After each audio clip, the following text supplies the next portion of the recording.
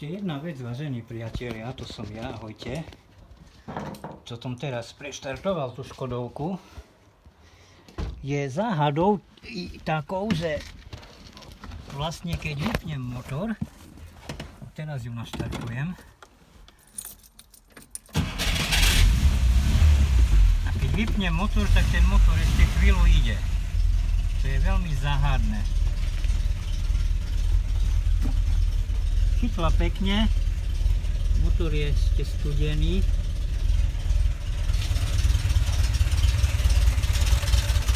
Dymí dobre.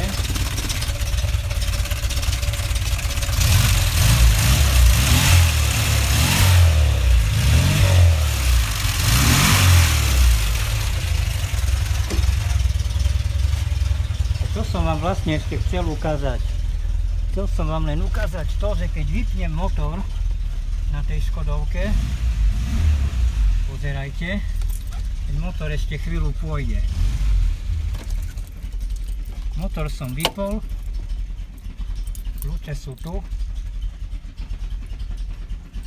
Zvláštne. No až teraz vypol sa motor. Chápete to, vážení priatelia? Je to normálne divné. Keď som na nej jazdil, tak mi to nerobilo. Že vypneš motor a motor ešte chvíľu ide. Zvláštne, normálne. Ja nie som mechanik, tak neviem, čím to môže byť. Môže byť zapaľovanie. Nastaviť. Tak dobre, priatelia, tak len toľko ešte som vám chcel ukázať z dnešného štartu, že vlastne po vypnutí motora ešte mi chvíľu motor beží, až potom sa zastaví. Na tamtej to funguje normálne. Naštartujem, dobre, idem, hej, vypnem motor, hneď odstaví, motor sa vypne. No a na tejto tu, ako ste dnes teraz videli, tak tu motor chvíľku ešte ide po odstavení. Tak dobre. Kapotu môžem zatvoriť.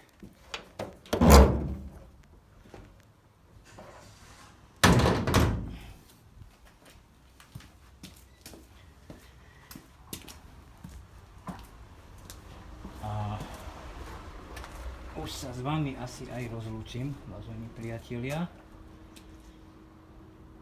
pretože ísť s ňou nejdem nikam, pretože je dočasne vyradená, takže na cestu nemôžem. A za ďalšie treba urobiť brzdy, pretože pravdepodobne od dlhého statia sa brzdy zavzdušnili. Ale zase, čo sa týka motora, ma to prekvapilo, že dlho nebolo naštartované a motor naskočil na prvýkrát. Tak som rád, už len dúfať, že sa mi zlepší finančná situácia, že by som tú Škodovečku dal do poriadku, prihlásil, urobil STK a mohla by sa používať.